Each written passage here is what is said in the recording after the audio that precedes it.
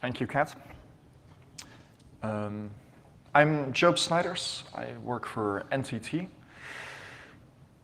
This talk is an attempt to open up conversation with fellow network operators and carriers about how do we respond to BGP incidents. This talk is not an acute example of what is actually live in production at NTT. This is an attempt to solicit feedback from you as a community and to figure out how can we produce consistent responses if BGP incidences happen. I think in designing a workflow where we try to figure out how we can respond to BGP incidents, there are a few crucial steps, and we'll go through them in this slide deck one by one. When you get a call, it is good to collect evidence, make an analysis, and then react in some way. So, you receive a call. Somebody says, you are facilitating a BGP hijack. You're horrible. Then what? If they're right, you should immediately take action. You should alter your router configurations. You should do something somewhere. If they're wrong, you may cut off the wrong customer. And I think talking about this type of problem to produce a more consistent response amongst multiple carriers is why we are here right now. So let's go through some of this. Theodorath calls you and says, you are hijacking my range. What is happening? And the NTT NOC should respond how? They should figure out, is this person actually Theodorath? Is he actually a legitimate holder of this resource? Is he who he says he is?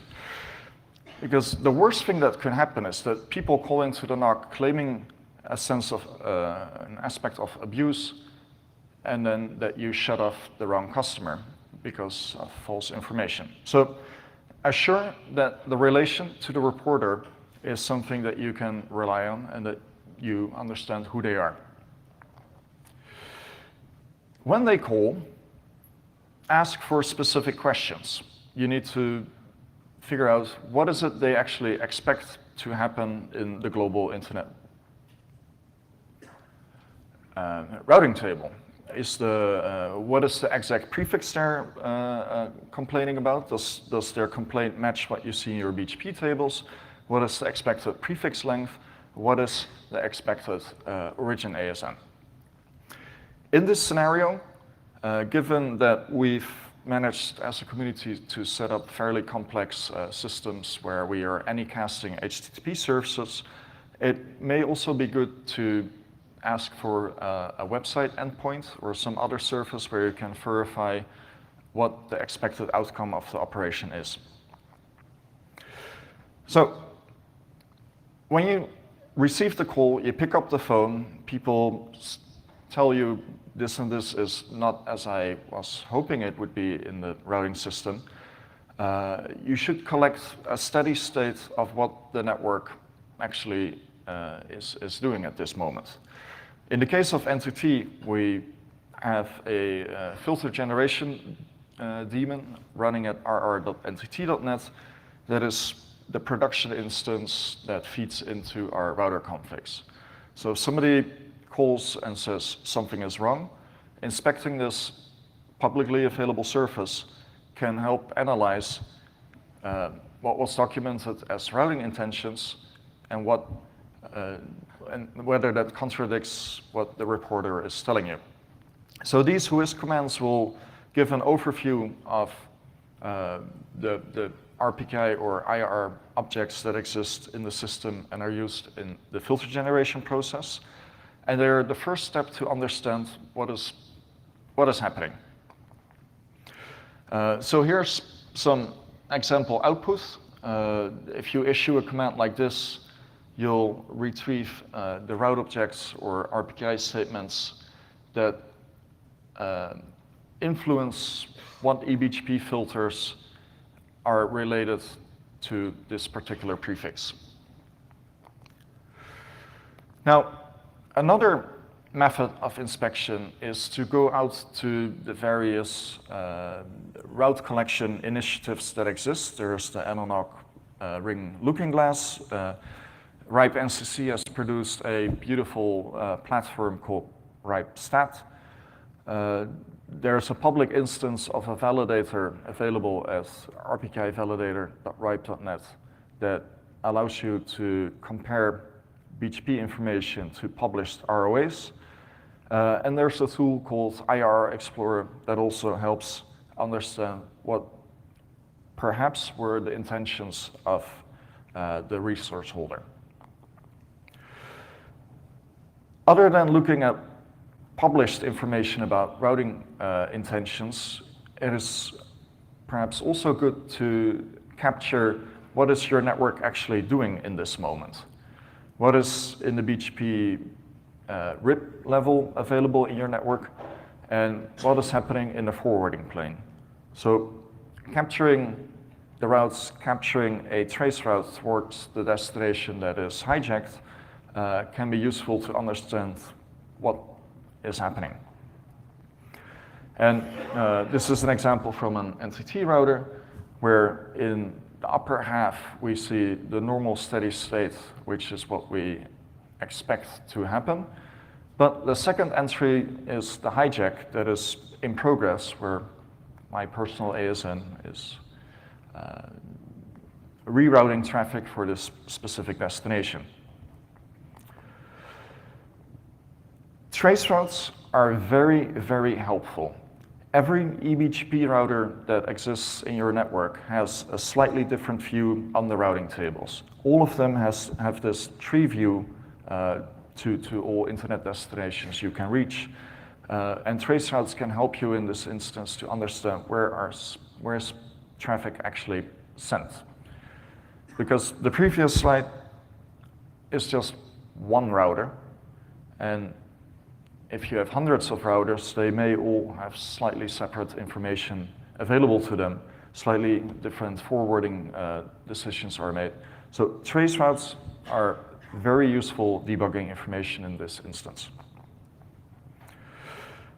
Should you be too late in the sense that by the time the reporter tells you, I was hijacked, or even worse, when they call you a few days after the fact and say, a few days ago you were part of a hijack, capturing this in-motion information is much harder. Retroactively analyzing why hijacks happened is fairly time-consuming because we would need to replay the state of the network as it existed during your hijack, or even search for the events where it went wrong. It's hard, but it's possible, and I think it's okay to do such things on a case-by-case basis, depending on the relation with the reportee. But this type of postmortem, analyzing what hijack occurred, where it occurred, which of your routers accepted the hijack, all of that is much easier when there is feeding into the public routing system observer collective, the likes of Isolaro or RIPE-RIS or RouteViews. If we keep contributing data to such systems, it allows us to analyze in retrospect what actually happened, what transpired, was this a mistake or a malicious act. The purpose of those URLs is not just to collect information on what the state of the network is viewed from within internally or viewed from the outside, but these URLs can also help you understand if something actually is wrong or not. In the case of the NANOG ring looking glass, you're all invited to peer with that,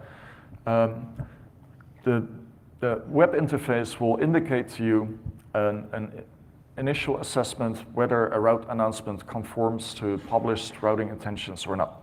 So in the case of this incident, which is actually a live example. I am, at this moment, hijacking Theo's range with his permission. But if you go to this URL, you will see that this is an announcement that exists, but is invalid according to RPKI published information. I've seen incidences where IRs were abused in one way or another, where attackers would publish information for a few minutes, wait for filter generation processes to do their thing, and then the objects were deleted again to make analysis of what is happening harder. And the same goes for RPKI. Not the same type of problem, but this is information that can change over time. If there are compromised accounts, if somehow somebody obtained the keys to the kingdom and published information that is not aligned with business operations, it is prudent to capture this type of information. So I myself, I'm making copies of the IR and RPKI every few hours to have the ability to go back in time.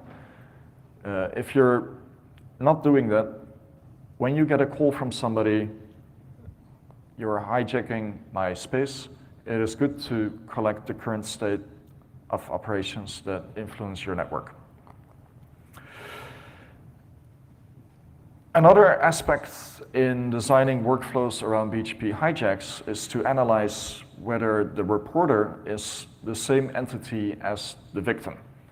I've curiously enough reported on BGP incidents where I was not the victim at all, but about a year ago when the US government was in shutdown mode, many departments did not have the ability to defend themselves because employees were benched at home. It's very strange to, at some point, call other carriers and say, well, you're facilitating a hijack, but I have no relation to the victim. But regardless of that, it's okay to report on things that don't necessarily affect your own business operations. You're, in a way, doing someone else a favor and helping them by what is, in your mind, the correct entity, reporting incidents there. However, in the case where the reporter of the incident actually is the resource holder themselves, it is also a fair question to analyze impact. If all their resources are hijacked or leaked, clearly that impacts their whole operation. But maybe space that they're not actively using is hijacked. This too is a state that can exist. And it's good to discuss with the reportee what they think the impact is, because in a network operations center, we need to prioritize what is the next task we're going to do, and having feedback on the importance of prefixes can help analyze, should I drop all the work I'm doing right now and focus on this incident, or is this something we can deal with in the next 60 or 90 minutes? Other than what the reporter is telling you, you yourself can do an impact analysis by investigating in your statistics system what this prefix represents. Is this in your top talkers, or is this a prefix where no traffic was flowing anyway? And this helps analyze the impact to the victim, but it also helps analyze the impact to your own organization.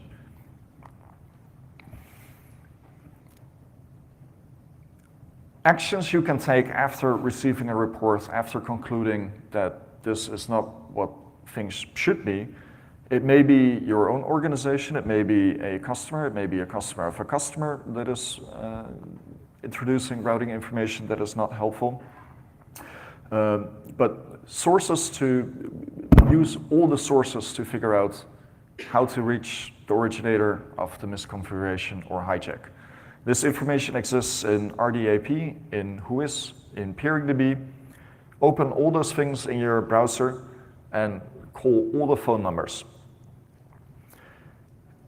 I found many times when picking up the phone and calling people, hey, you're announcing something you should not be announcing, that if it is an accidental misconfiguration, people are very, very cooperative. They are happy to help. They will immediately recognize, oh, you're right, 30 minutes ago I did this and this, and thank you for your call. Picking up the phone and calling wild strangers on the internet is daunting. It's kind of crazy that we can pick up the phone and call people and say, hey, your routing is interfering with my routing. But it's very, very rewarding. Almost every phone call I made in this context resulted in fixing the issue. So in this modern day and age, we don't really like phone calls anymore. We like texting each other. But when it comes to BGP hijacks, I can strongly recommend using PTSN. Should the originating party either not pick up the phone or not respond in a meaningful way to address the issue that you're dealing with, the next escalation level is to approach their peers or upstreams. Because at the end of the day, maybe someone is originating an issue, but their upstreams or peers are the ones that are amplifying the issue by propagating this routing information. And if you look at the AS path of a BGP hijack, what I would say is work from the right side of that string towards the left side. Call first people that are closer to the hijack rather than more removed from the hijack. The reporter of the issue should be invited to become part of the team that tries to address this issue themselves. What we're not really looking for is that random people call us about random routing incidents and try to outsource resolving that routing incidents to NANOG. They themselves, if they are the resource holder, specifically when the reporter is also the same entity as the victim, have the most powerful voice in instructing other companies, this is not how things should be. And I guess what I'm trying to say is that carriers can be a good ally to contact people or figure out who to contact or look at routing information, but as the resource holder, you have the most powerful voice in correctly stating this is what should happen, this is what should not happen, and this is how it impacts my business. So everybody should pick up the phone. Now, we've talked a little bit about how to respond to incidents, and of course, I also want to mention how we can perhaps prevent some of these incidents. And in this day and age, we have two technologies available to us that are very helpful in either preventing misconfigurations or reducing the negative impacts of hijacks as they occur. And these are origin validation based on RPKI data and direct peering. Let's go through a small use case. In the case of direct peering, but a misorigination of a certain prefix, RPKI information can help your border routers make better routing choices. In this example, there is a prefix that is being announced by the legitimate entity authorized to announce that set of IP addresses, and there is the attacker ASN, my own ASN. And again, this is a live example. If you want to go through workflow trainings in your own operations center, you can use this prefix to try and figure out what is correct, what is not correct. The example here is that the CDN operator actually uses RPKI information to do BGP origin validation, and they have a invalid is reject policy on their edge routers. the misconfiguration is rejected because the origin ASN does not match up with the published ROAs. And this happens automatically. Nice. Should there be a different type of issue, where, for instance, there is either a leak or the origin ASN is spoofed in the ASPath attribute, what happens if you apply origin validation and it's combined with direct peering is that the spoofer will have a longer ASPath because they cannot necessarily spoof their own, the victim's ASN on the direct eBGP sessions with you. They have to insert themselves in the path and pretend that they received this information from elsewhere. So in this instance, even though from an RPKI origin validation perspective, the BGP update passes because the origin matches with the ROA, the fact that there was direct peering and ASPath length was a consideration in choosing which path to use, prevented the incorrect information from being used in forwarding decisions. So up until this point, many of us have done direct peering with each other for often economic reasons. We'll approach each other and say, hey, I have this bulk of traffic I am sending or receiving from you. It'd be really nice if we cut out the middleman, like NTT, and just peer directly. And that strategy to reduce costs, to manage capacity, to reduce latency and blah, blah, blah about all the benefits of peering, also coincidentally is useful as a security mechanism, especially when you also do origin validation on your border routers. So what I'm saying is, direct peering is cool for financial reasons, but also for security reasons if you do origin validation.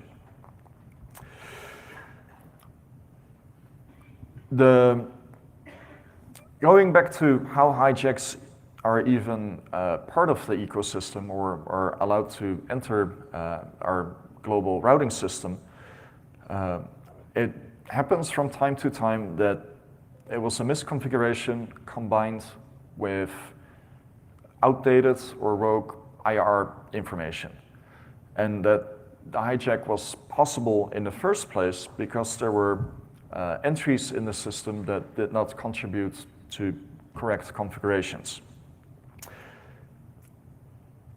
Getting rid of incorrect IR information often is a very fast way to get filters updated to stop and hijack in motion. If carriers are generating their router configs based off IR information, cleaning up the IR information in and of itself is a surefire way to block rogue announcements. And if we go back to this example prefix throughout this presentation, the sneaky thing I put in there is a minute typo. The 2 and the 3 are really close to each other on my keyboard, and if I type it in once, copy-paste it, and then copy-paste it into my router configuration, this is actually how you end up with misconfigurations or routing incidents like this. The route object could be created.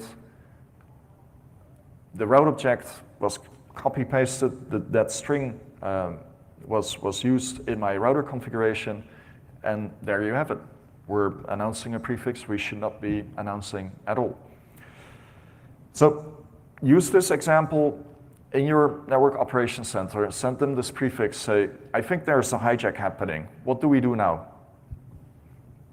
This is a suitable prefix for that purpose.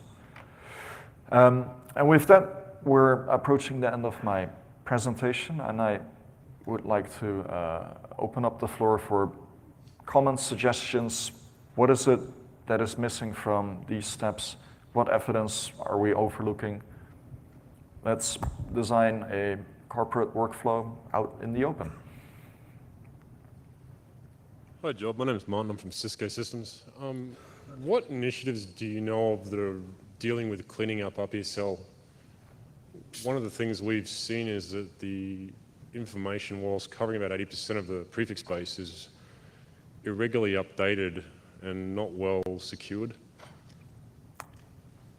I didn't entirely catch your question. Can you repeat or rephrase? So there's a big effort being done with ROA and RPKI in dealing with coverage and updating prefix space, but RPSL seems to have been left behind. There are some efforts underway to reduce the negative impact that IRR can have on operations. For instance, in the RIPE region, there is a proposal spearheaded by myself and some fellow operators to leverage RPKI information to conclude what IRR information is describing impossible situations. And we're working to produce software that will use RPKI information to clean up, delete, or suppress IRR information that is in conflict with that. So there are efforts underway to improve the IRR situation or to reduce the negative impact of the IRR situation. Thank you. Was I next, Rudiger, or were you? No, go ahead. Jeff Houston, APNIC. I'm following most of what you're saying and thinking this is cool, but the one thing that I found a little bit difficult to swallow was when you talked about direct peering and that as a defense against path stuffing. The issue that we see in reality is that at least 30% of all announced routes have prepending somewhere. And the prepend is normally 2 to 3 ASs. Now, if your answer is everybody else should peer with the 5 tier 1s and the entire internet should flatten to an AS length, path length of 2, that's a fine answer. I don't believe it, but you know, it's a fine answer to the problem. The reality is a little more prosaic than that. That realistically there is a large area of... Which version of reality are you referring to? Oh, the reality of BGP. Well, there is a lot of a capability out there to actually do path-based attacks, preserve the origin, and get rid of the prepends and insert yourself in. It's there as a possibility, and it certainly needs to be acknowledged that we don't have BGP sec with path protection. Origin validation does some of it, but there is still a class of unsolved problem out there that we can't just wish away. It is an unsolved problem. That's the point I was trying to make. In my version of reality, the majority of traffic that matters flows over links where the AS path is 1. Internet is shifting away from a model where you use multiple transits to reach everything. We love direct peering for economic reasons. As I mentioned before, cutting out the middleman, which is the large networks, often is a sensible thing to do. So peer with each other. That is where I think internet routing will be robust. And we've seen that the average AS path length is not increasing year after year. Somehow it remains flat. We somehow keep connecting to each other. And I'm suggesting that this property is a security The average feature. length is not 1. Yeah. I'll leave it alone. I think Rudiger is going to say much the same. I'll leave it to you. Well, kind of. First, let me say I'm very happy about the excellent approach of starting to discuss this. I think we will need some way for many parties to contribute because the devil is in the details. And actually the path, the use of the short AS path is one part where I was thinking I should just put in the pointer that the common GAO-Rexford policy of doing a local pref for your customers, regardless how stupid long their AS path is, for example, interferes with your security argument. And if we work such procedures and suggestions out, we obviously will have to raise things like that. and kind of, yes, I agree very much with Geoff that in the end, for really making sure that the AS path information we are using, we would need BGPsec. And I always hate people who are doing the bad mouthing of the BGPsec expectancies. But, well, okay, kind of, there are details where kind of, if you want to use certain properties of your policies and the technology, you have to correlate with other parts of your operation. And for the IRR question, yes, RPSL is behind and it will never catch up. That is true. There is no possibility to do that. It's 20 years old, actually bad design even then, and you cannot fix it really. Get over it. You still can make some use out of what's there, but it is not going to really help.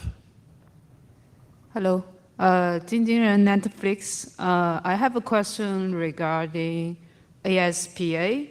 It's sort of solving the path validation. Basically, I want to have a better understanding of the context, like the progress we are making and the practical challenges as a community, like what are the options we can contribute and help solve push this forward.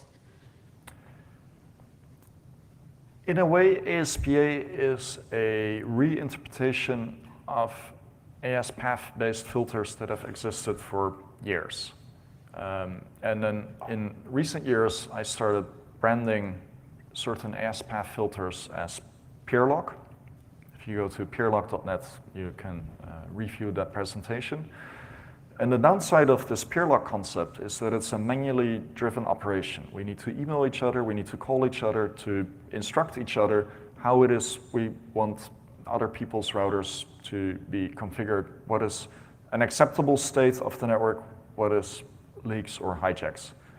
And ASPA is an attempt to publish the type of information where that we manually exchange at this moment, but do so in a programmatic way that is cryptographically verifiable. So think of ASPA as peerlog rules, automated, published in RPKI. Now, there are some challenges with this approach where it's not immediately clear to me if the published information described using the ASPA format can be correctly used in all contexts. So publishing certain things via the RPKI without being sure that they can contribute to filters in any and all instances is a challenge. And the CyberOps working group in the IETF is the group of people that are governing the ASPA drafts. And they ultimately, and this includes me myself, I'm a co-author of the draft, we need to figure out, can this actually work in the global use case? So it's underway. It's something we need to experiment with. It's something we need to actually write some software to see if we can extract this information and transform it into router configs that are beneficial. And we need help, we need feedback, we need input, we need people that look at this and say, I'm willing to try, I can write software, I can write router configs. That's the stage where we're at. We're engineering it as we speak. Yeah. Thank you. So with negative 30 seconds, Tony Tauber, Comcast. So a good presentation and offering, and what's maybe for the next presentation, or how do you see it playing for route leaks? Like, what would be the set of analogous things, or how would you do it differently for route leaks? Something to think through, maybe. Ultimately, we, from a technical perspective, cannot really differentiate between a route leak and a hijack. The BGP protocol does not in itself carry a lot of information to conclude whether the update was fabricated or not. So what helps against route leaks, specifically, maximum prefix limits. Oh, right. No, but in terms of the operational workflow to operationally address them. I see. That's what I'm talking I about. guess that's a topic for next our time. next presentation. Well, thanks. Very good. Yeah. Hi there, Jason Bodie, Invesco. Great talk. Just had a comment among workflow, right, and perhaps something that sort of would go in the beginning of onboarding your customers or during the provisioning process, right? You have maybe train your folks to reach out and to these folks that you're onboarding and saying, hey, you're going to announce these routes. Do you have ROAs for them, right? And also maybe a message out to the RRs to say when you're doing your annual POC validation, say we should take a look at this, and say, wait a minute, you have these resources, why have you not put your ROAs out there? Thank you for that suggestion. I'll propose to the PC how to onboard customers for the next time. Thank you.